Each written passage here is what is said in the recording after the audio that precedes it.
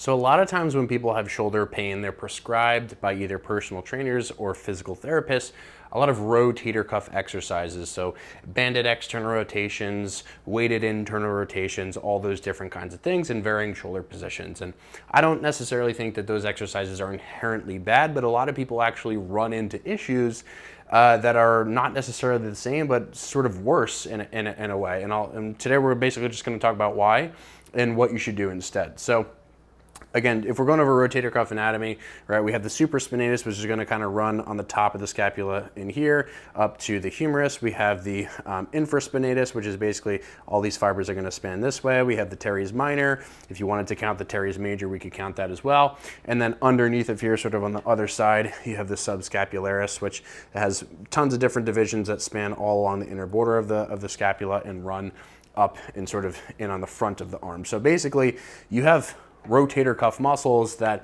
yeah, you could say supraspinatus abducts the arm this way, but for the most part, they basically just wrap around the head of the humerus, right, in sort of this more transverse type plane, and they basically just do this, okay? They just create this rotation in this position, okay?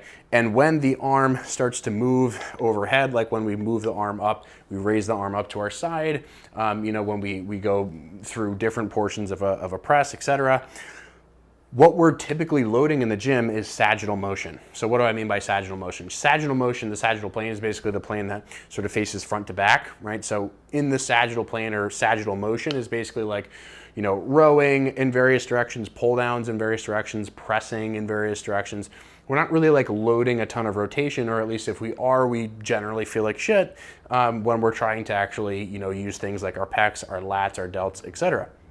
And so when we use these very specific rotator cuff exercises, and again, we are loading this rotation, what we're essentially teaching our body to do is to try to actually manage load with these really small sort of joint managing type tissues that really effectively are just meant to basically centrate this joint.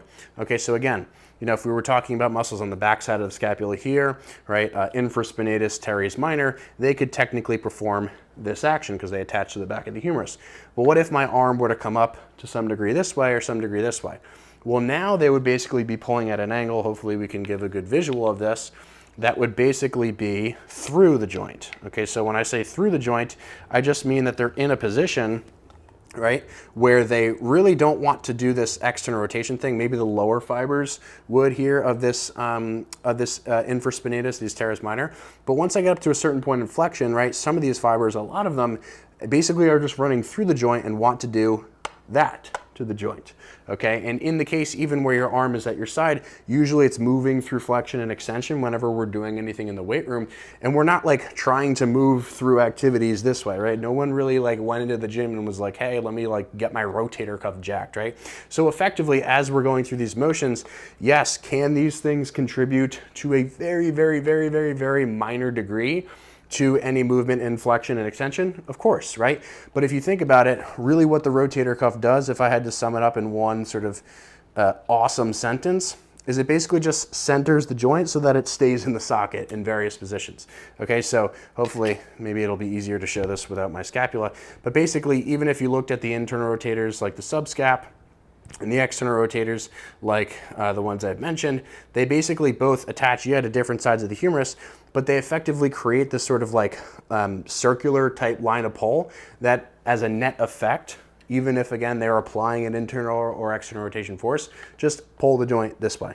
Okay, and not to mention we have biceps and triceps that also cross the shoulder joint, mainly the long head, for example, of the biceps, the long head of the triceps, in which case it will attach somewhere here and attach somewhere down onto the lower portion of the arm, right? That long head of the triceps is a really, really good joint centrator in addition to the long head of the biceps, which would run sort of through this little groove here on the humerus and up and underneath of the scapula. So these things, basically the summary of this is like the muscles that run really, really tight to the axis, right, which would be somewhere here depending on what motion you're talking about, are basically just meant to pull these things together. And when you perform motions that intentionally load that rotation to strengthen the cuff, oftentimes what you're doing is, yeah, like you're loading it from origin to insertion. And if you specifically wanted to get those strong for some weird reason, like you could, But effectively what their actual function is, right? I hate to kind of say that, but like what their function is basically to keep this together. While all the other big muscles, i.e. the lats, you know, the teres major, the delts, the pecs, all those guys are going to be the prime movers, not only because they're, you know, 5 times the size, but also because they have insertions and they're basically located in places that can actually create significant amounts of rotation. So if you look at your lats and your pecs, they're attached down here onto the bone. So they pull the arm in various directions, and they're really, really good at creating these sort of gross type motions, right? Basically, you know, motions that are loading us, you know, in flexion and extension in various planes to be able to actually move the arm really, really great distances, right?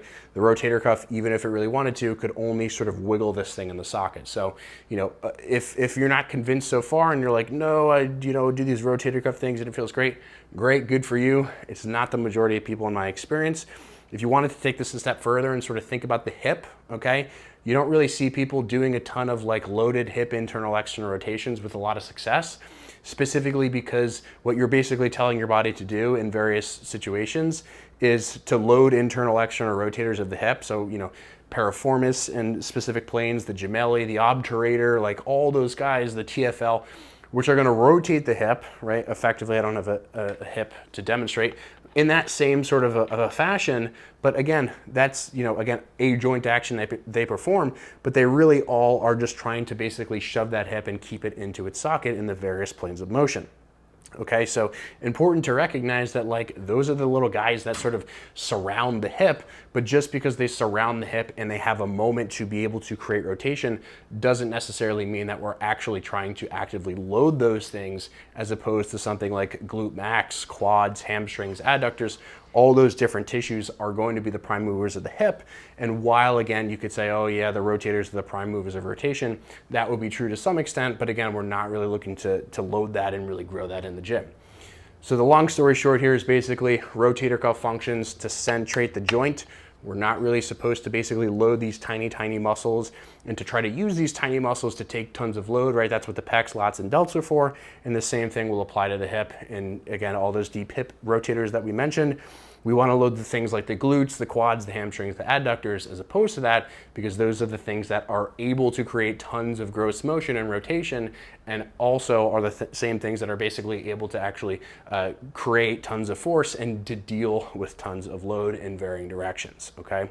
So hopefully that makes sense. If any of you have any sort of commentaries, disagreements, would love to sort of see it in the comment section. And again, any sort of specific questions that I can answer that weren't clarified here, please let me know.